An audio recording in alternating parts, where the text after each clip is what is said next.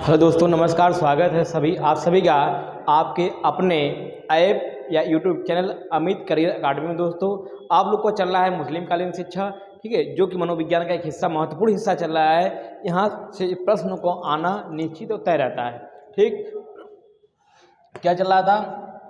मध्यकालीन शिक्षा जिसे कहते हैं मध्यकालीन शिक्षा, या इसी क्या कहते हैं मुस्लिम कालीन शिक्षा। ठीक, मुस्लिम कालीन शिक्षा के नाम से भी इसको जाना जाता है। आपको बताया गया था यह 12वीं शताब्दी से लेकर कब तक चला था? 18वीं शताब्दी तक चला था। तो इसमें आप लोग को बहुत सी बातें बताई जा चुकी थी कि बिस्मिल्लाह रस्म क्या होता है।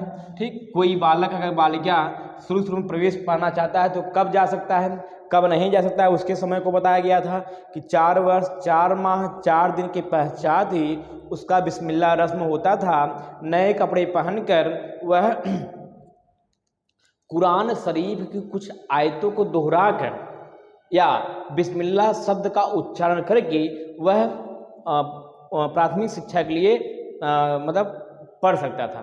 ठीक, बाकी इसमें ये सब हो गया था।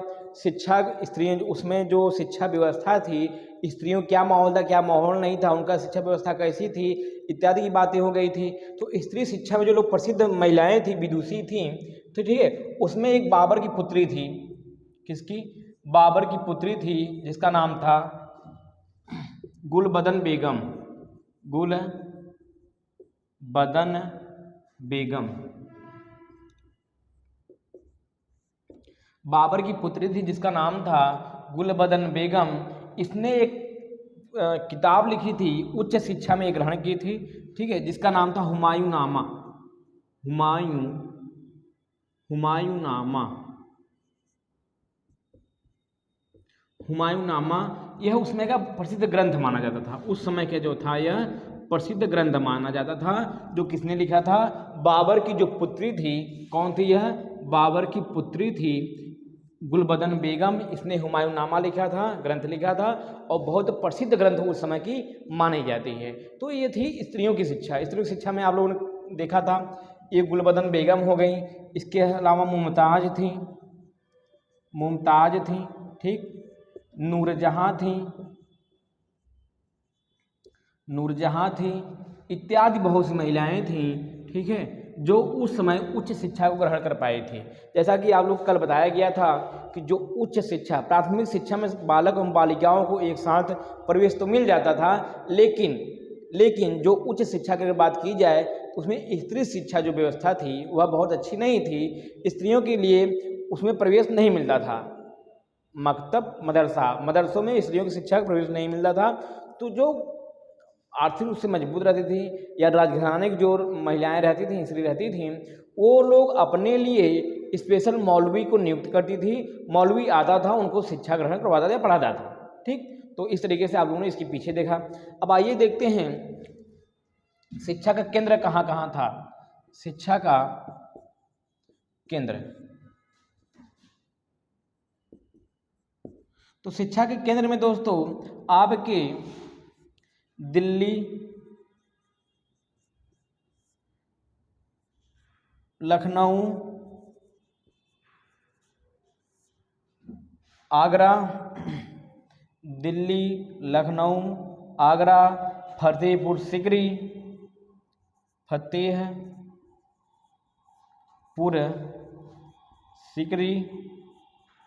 फतेहपुर सिकरी और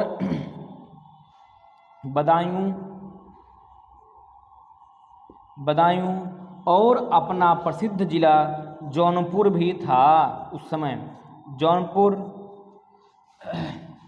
लाहौर, ठीक, इत्यादि जो थे उसमें मुस्लिम कालीन शिक्षा के केंद्र माने जाते हैं।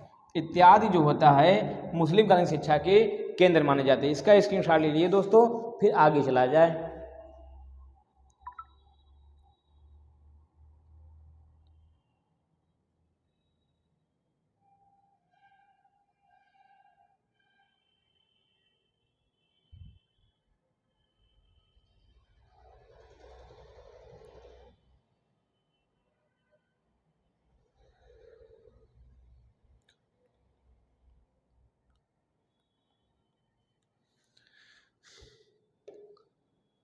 इसके अलावा कुछ और केंद्र थे, ठीक, इसके अलावा कुछ और केंद्र थे, उसको भी देख लिया जाए।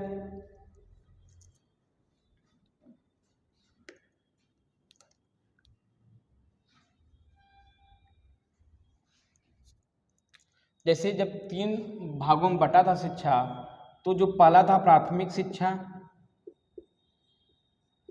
प्राथमिक शिक्षा कहाँ दिया जाता था? तो प्राथमिक शिक्षा जो था वो खानकाह और दरगाह पर चलता था। उच्च शिक्षा जो था, उच्च शिक्षा कहाँ चलता था? अरबी स्कूल, फारसी स्कूल। और धर्म शिक्षा की जो बात चलती थी वह कहाँ चलती थी? वह कुरान के स्कूल रहते थे, फारसी के स्कूल रहते थे।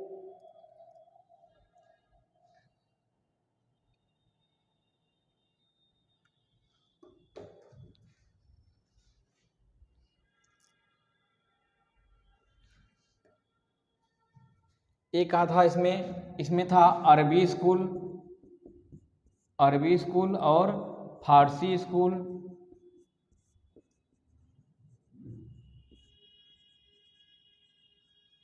इसके अलावा जो धर्मों की शिक्षा दी जाती थी, मुस्लिम धर्म के विषय में बताया जाता था कि इसकी विशेषता क्या है, अवगुण क्या है, गुण क्या है, वो कहाँ चलती थी? धार्मिक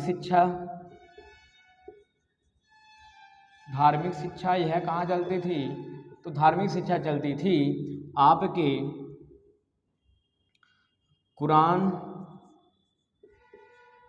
कुरान स्कूल में, कुरान एवं अरबी स्कूल में। यहाँ पे धार्मिक शिक्षा की बात की जाती थी कि मुस्लिम धर्म का विशेषता क्या होता है, ठीक है। तो यहाँ पे प्राथमिक शिक्षा के लिए जो वर्णमाला की किताब आती थी उसे हम शेर दादी की कहानियाँ सुनाते थे, या गोलदिस्ता की कहानी आती थी। शेर दादी की कहानियाँ, गोलदिस्ता की कहानियाँ इत्यादि जो थे उसमें आती थी।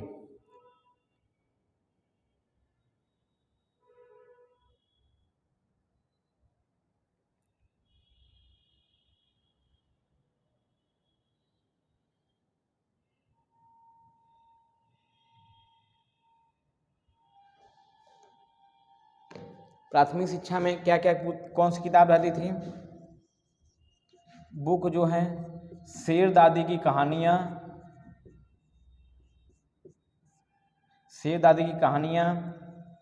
बोस्ता, ये सब पढ़ाया जाता था, ठीक है। गुलिस्ता, ये सब पढ़ाया जाता था, ठीक है दोस्तों। तो यह था शिक्षा के केंद्र। प्राथमिक शिक्षा जो चलता था खानगाह दरगाह में चलता था, ठीक है। उच्च शिक्षा जो चलता था उसके लिए अरबी स्कूल रहता था, फारसी स्कूल रहता था। धार्मिक शिक्षा के लिए कुरान स्कूल रहता था, कुरान और अरबी दोनों स्कूल रहता था। और प्राथमिक स्तर तक पढ़ाने के लिए बच्चों को वर्णमाला नाम का जो रहता था, ठीक है, उसमें शेरजादे की कहानियाँ पढ़ाई जाती थी। बोस्ता नाम का रहता था किताब, गुलिस्ता रहता था, इसमें पढ़ाया जाता है, बच्चों को पढ़ाया जाता था, ठीक। इसके आगे हम लोग देखते हैं शासन एवं प्रशासन। अच्छा, आप लोग ये भी जानते होंगे या शायद कल नहीं बताया था मैं, जो शुरू में था प्राथमिक शिक्षा थी वह तो निःशुल्क रहती थी, वह प्राथमिक शिक्षा निःशुल्क रहती थी। लेकिन उच्च शिक्षा के लिए जो धर्म के ठेकेदार थे, जो मंदिर मस्जिद या मकतब मदरसा की स्थापना करते थे, किसके लिए? अपने धर्म के प्रचार प्रसार के लिए। वहाँ पे जब शिक्षा दिया जाता था तो वो लोग उच्च शिक्षा के लिए कुछ पैसे या कुछ मतलब रकम लेते थे। रकम लेने के पश्चात ही उन्हें उच्च शिक्षा ग्रहण करवाते थे, ठीक है। आगे इसके देखते हैं अनुशासन कैसा रहता था। अनुशासन बहुत ही सख्त रहता था, ठीक है। अनुशासन जो था बहुत ही सख्त था। अगर आप अनुशासन में जरा से कोई गलती करते हैं तो थोड़ी सी गलती लिए क्या बनाते थे? मुर्गा बनवाते थे। अगर आप थोड़ा बहुत गलती किए हैं मुर्गा बनाते थे। अगर गंभीर गलती किए हैं उसके लिए जो सजा का था कोड़े बरसाए जाते थे, डंडे से मारे जाते थे, ठीक है, तो ये उसमें ऐसा अनुशासन की बात की गई थी, उसमें ऐसा अनुशासन था। ठीक है, इसके अलावा कुछ उपाधि भी दिया जाता था। अगर आप विशेष ज्ञान रखते हैं तो उसके लिए उपाधि का प्रावधान था। हम लोग उपाधि भी देख लेते हैं क्या क्या उपाधि था। ठीक है, जैसे 3 उपाधियां प्रसिद्ध थी, 3 उपाधियां प्रसिद्ध थीं। जैसे पहला तो यही है, मुस्लिम धर्म में, मुस्लिम धर्म का विशेष ज्ञान रखने वाले को, मुस्लिम धर्म का विशेष ज्ञान रखने वाले को, विशेष ज्ञान रखने वाले को क्या कहते थे? आमिल कहते थे। आमिल, आमिल का मतलब होता है आ मुझसे मिल, आमिल कहते थे। ठीक है, दूसरा था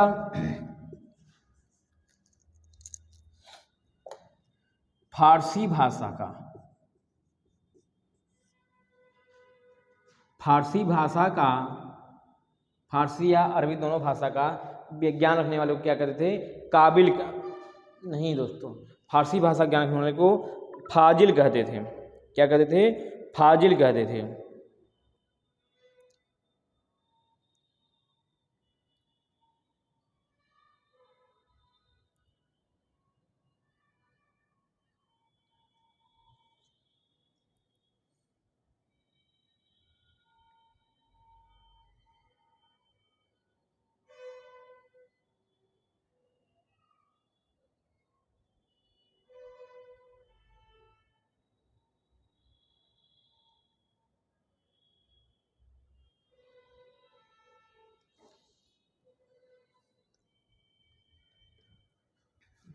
तर्क और दर्शन शास्त्र में, तर्क शास्त्र और दर्शन शास्त्र को में विशेष ज्ञान रखने वाले को, दर्शन शास्त्र में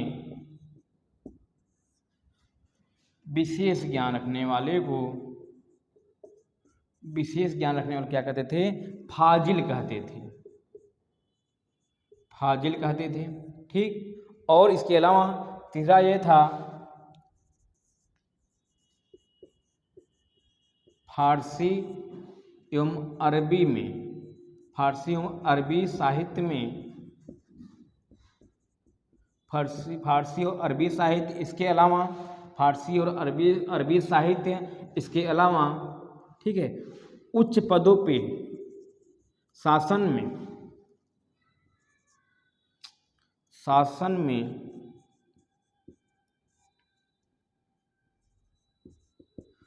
उच्च पदों पर नियुक्त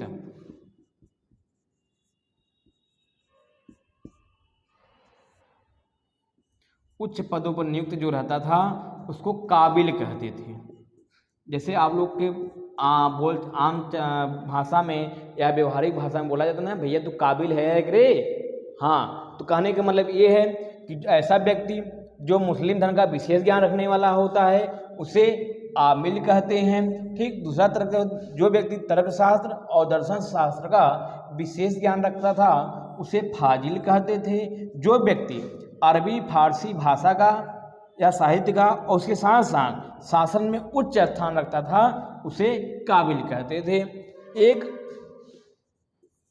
गणित शास्त्र में या गणित विषय में निपुण व्यक्ति को, गणित विषय में निपुण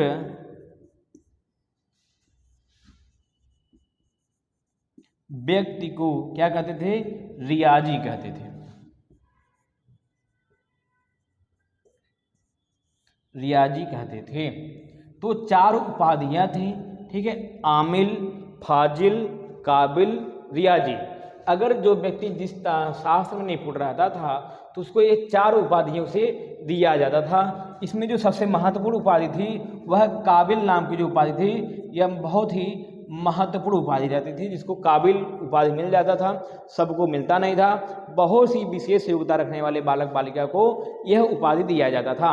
उपाधि का मतलब ये होता है, जैसे दोस्तों इस समय जैसे हम लोग के विद्यालय में या शिक्षा व्यवस्था में जो उपाधि दिया गया है कि अगर आपने 12वीं ग्रेजुएशन तक डिग्री या मतलब आप पढ़ाई पढ़ लिए हैं, स्नातक नाम की डिग्री दी जाती है। वह डिग्री आपके विश्वविद्यालय या कॉलेज से दिया जाता है।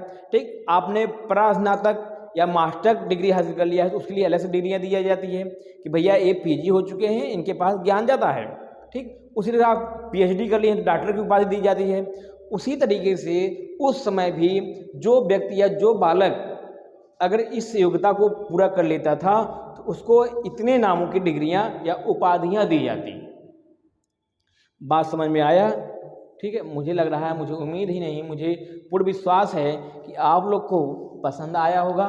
ठीक है, आइए आगे बढ़ते हम लोग चलते हैं। अब हम लोग देखेंगे कि इसमें शिक्षण विधि जो थी वह कैसी थी। क्या शिक्षण विधि को देखा जाएगा, वह कैसी थी।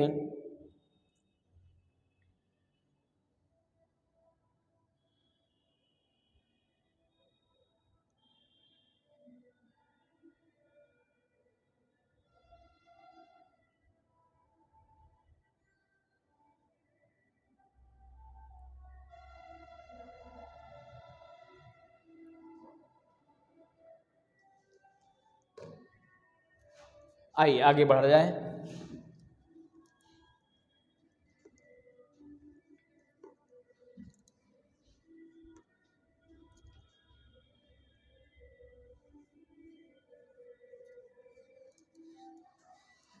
शिक्षण विधि क्या क्या थी।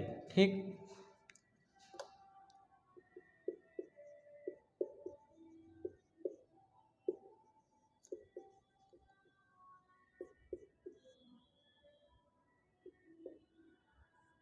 शिक्षण विधि जो थी दोस्तों, जो वैदिक कालीन शिक्षा में जो शिक्षण विधि थी और बौद्ध कालीन शिक्षा में जो शिक्षण विधि थी, वही शिक्षण विधि यहाँ पे थी। जिसका मुख्य रूप से जो मुख्य शिक्षण विधि थी वह थी मौखिक शिक्षण विधि।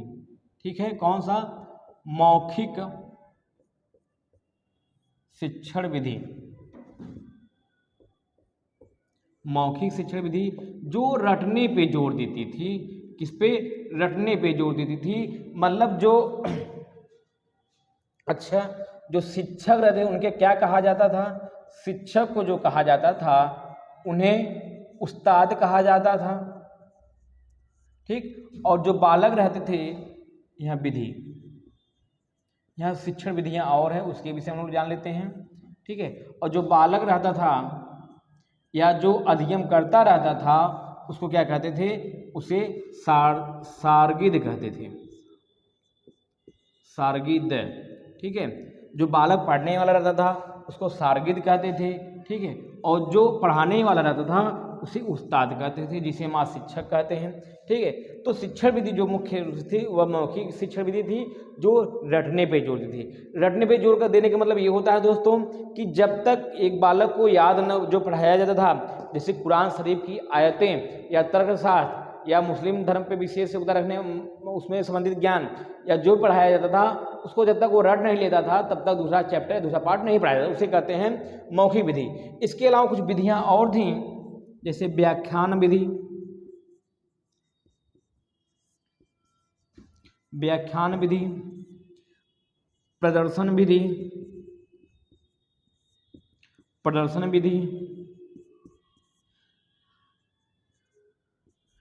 प्रश्नोत्तरी विधि, प्रश्नोत्तरी विधि, वाद संवाद विधि, वाद संवाद विधि, वाद संवाद विधि। ठीक है, कहने का मतलब मुख्य रूप से ये विधियाँ चलती थी, वहाँ पे पढ़ाने पर जोर दिया जाता था क्योंकि लिखने और पढ़ने का प्रावधान नहीं था। उसमें जो बालक बालिकाएं रहते थे वो लिख और पढ़ नहीं पाते थे। ठीक है, इसके अलावा कुछ और विधियाँ थी। इसके अलावा कुछ और विधियाँ जैसे अनुकरण विधि, ठीक, अभ्यास विधि, अभ्यास विधि, इसके अलावा तर्क विधि,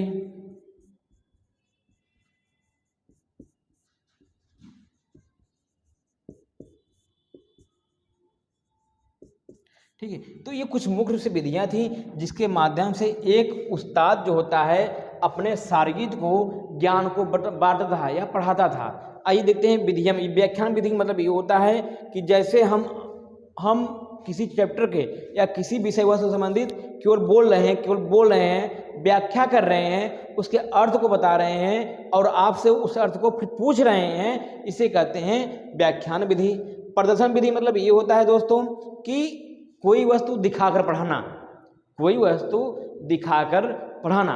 जैसे अगर हम इस समय की बात कर रहे हैं, अगर हमें भूगोल पढ़ाना है, भूगोल पर जैसे भारत का नक्शा या भारत के विषय में बताना है, तो हम मानचित्र पर भारत का नक्शा दिखाएंगे, ठीक है, दिखा के बताएंगे कि क्या होता है भारत की लंबाई कितनी है, इसकी दूरी कितनी है, दक्षिण में सबसे दक्षिणांतर बिंदु कौन सा है, ठीक है, पूर्व में कौन सा सबसे बिंदु है, सबसे पश्चिम में सबसे छोर कौन सा अंतिम में है, ठीक है, क्या है पिग्मियन पॉइंट, क्या है इंदिरा गांधी पॉइंट, क्या है इंदिरा काल, ठीक है, गौर माता इत्यादि क्या है, इस विधि को हम दिखा कर पढ़ाएंगे, ठीक है। इसके अलावा जैसे हमें फल के विषय में पढ़ाना है तो विभिन्न प्रकार के फल को दिखा कर पढ़ाएंगे, फूल के विषय में पढ़ाना है फूल को दिखाएंगे। कहने का मतलब ऐसी विधि जिसमें हम प्रदर्शन कर सकें, शारीरिक रूप से, मानसिक रूप से, सामाजिक रूप से, उसे प्रदर्शन विधि कहते हैं। प्रश्नोत्तरी विधि मतलब ये होता है दोस्तों, ये बहुत ही इंपॉर्टेंट विधि मानी जाती है। प्रश्नोत्तरी विधि कौन सा? प्रश्नोत्तरी विधि बहुत ही इंपॉर्टेंट मानी जाती है। क्यों मानी जाती है? क्योंकि इसमें जो हम पढ़ा रहे हैं बच्चों को, जो पढ़ा रहे हैं, जो बता रहे हैं, जो उन्हें धारण करवा रहे हैं, जो आत्मसात करवा रहे हैं, उससे संबंधित प्रश्न पूछ लेते हैं। पढ़ाते भी रहते हैं, प्रश्न भी पूछ लेते रहते हैं। तो इसी जो कक्षा होती है वह नीरस नहीं होती, नीरस महसूस नहीं होती है, ठीक है। बच्चा हमेशा सक्रिय रहता है, एक्टिव रहता है कि ऐसा ना हो कि मेरा नंबर आ जाए, सर मुझसे पूछ लें, ठीक है।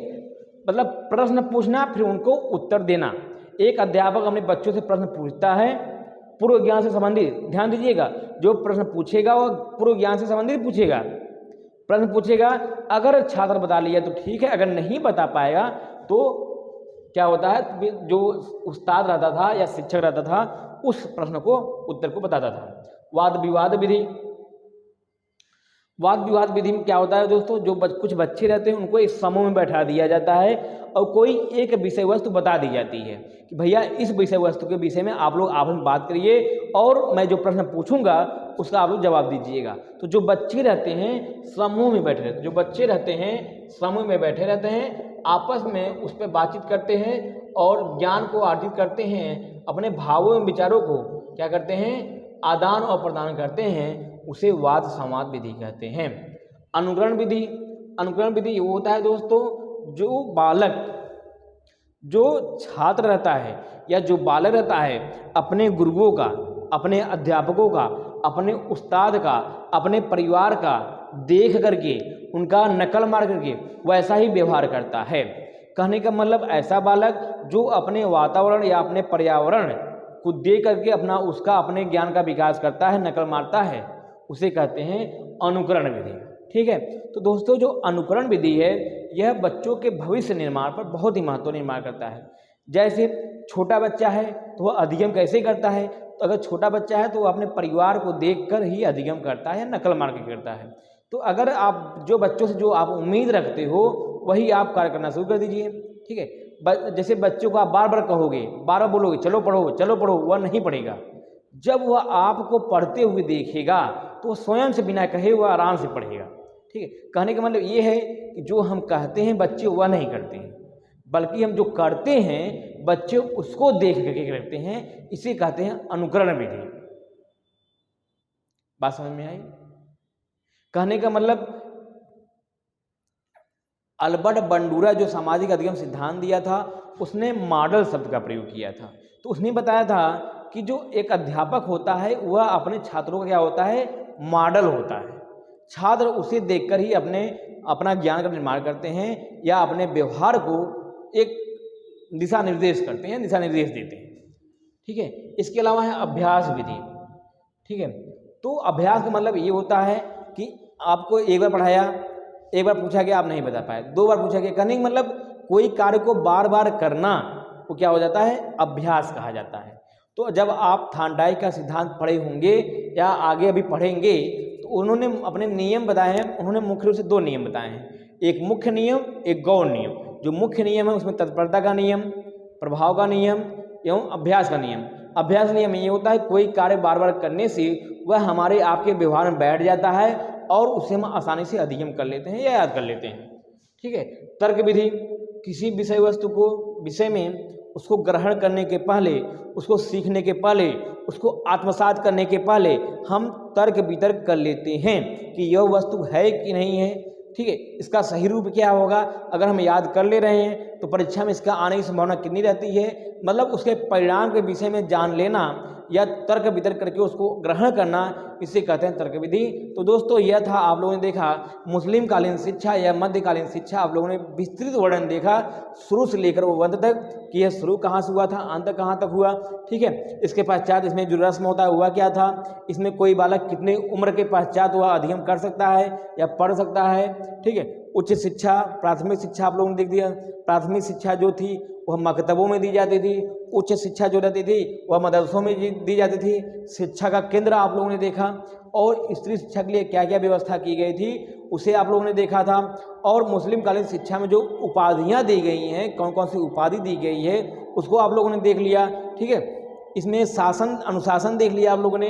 ठीक है। फिर शिक्षण विधि क्या क्या थी वह आप लोगों ने देख लिया। तो यह आज आपका 3 चैप्टर, महत्वपूर्ण चैप्टर, यहाँ से प्रश्न लगाना निश्चित तय रहता है।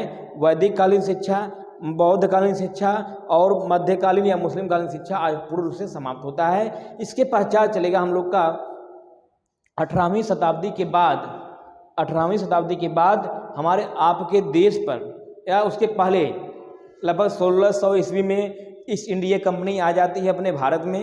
ठीक है। कहने का मतलब ये कि मुस्लिम कालीन शिक्षा के पश्चात हम लोग को चलेगा अब ब्रिटिश कालीन शिक्षा।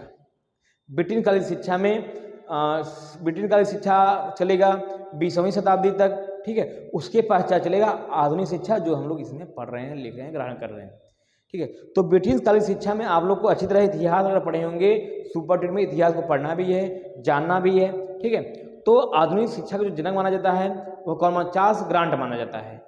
आधुनिक शिक्षा का जो जनक माना जाता है दोस्तों वह चार्ल्स ग्रांट माना जाता है। और जब ईस्ट इंडिया कंपनी भारत में आती है, ईस्ट इंडिया कंपनी जब भारत में आती है तो इसमें वो लोग व्यवसाय करने के उद्देश्य से आते हैं, जैसा कि आप लोग जानते हो। तब जब यहाँ पे आते हैं, आक्रमण करते हैं अपने भारतवासियों के ऊपर। ठीक। तो यहाँ पे व्यवसाय करने आते हैं। तो व्यवसाय करते करते वो लोग देखते हैं कि भारत में अगर शासन करना है, अगर यहाँ पे अपना वर्चस्व स्थापित करना है तो हमें आपको अपने शिक्षा का प्रचार करना चाहिए। तो ब्रिटिश काल जब आते हैं, या ब्रिटिश या अंग्रेजी या पुर्तगाली या यूरोपी जब भारत में आते हैं, आक्रमण करते हैं, तो अपने शिक्षा दीक्षा का प्रचार करने के लिए, अपने धर्म, अपनी संस्कृति, अपने सभ्यता का प्रचार प्रसार करने के लिए उसने मुस्लिम कालीन शिक्षा को समाप्त कर दिया या करवा दिया। ठीक है। तो आप लोगों ने इस तरीके से देखा कि बौद्धकालीन शिक्षा में जो आए थे उसमें क्या क्या शिक्षा का प्रावधान थे। ठीक। बौद्धकालीन शिक्षा में क्या क्या शिक्षा का प्रावधान थे, मुस्लिम कालीन शिक्षा में क्या क्या शिक्षा का प्रावधान थे। उसी तरीके से हम लोग ब्रिटिश कालीन शिक्षा में भी उसका शिक्षा का प्रावधान देखेंगे।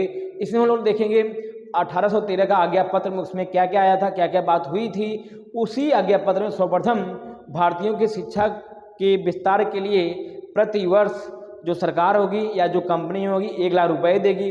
उसी संबंधित आपका उत्पन्न होता है 5 पाश्चात्य विवाद उत्पन्न होता है। फिर 1835 में आता है लॉर्ड मैकाले का आज्ञा पत्र आता है, उसमें इस पाश्चात्य को समाप्त करता है। तो हंटर कमीशन इत्यादि कमीशन हम लोग पढ़ते हुए आगे बढ़ते हुए और अपने परीक्षा की दृष्टि से समझते हुए आगे बढ़ते चले जाएंगे। ठीक है दोस्तों। तो मुझे उम्मीद नहीं, पूर्ण विश्वास है कि आपको जो पढ़ाया जा रहा है आप लोग उसको याद कर रहे होंगे, अपना विधिवत बढ़िया सुव्यवस्थित तरीके से नोट्स बना रहे होंगे, क्योंकि अगर आप आज नोट्स बनाएंगे तो यह लंबे समय तक आपको काम देगी। ठीक है।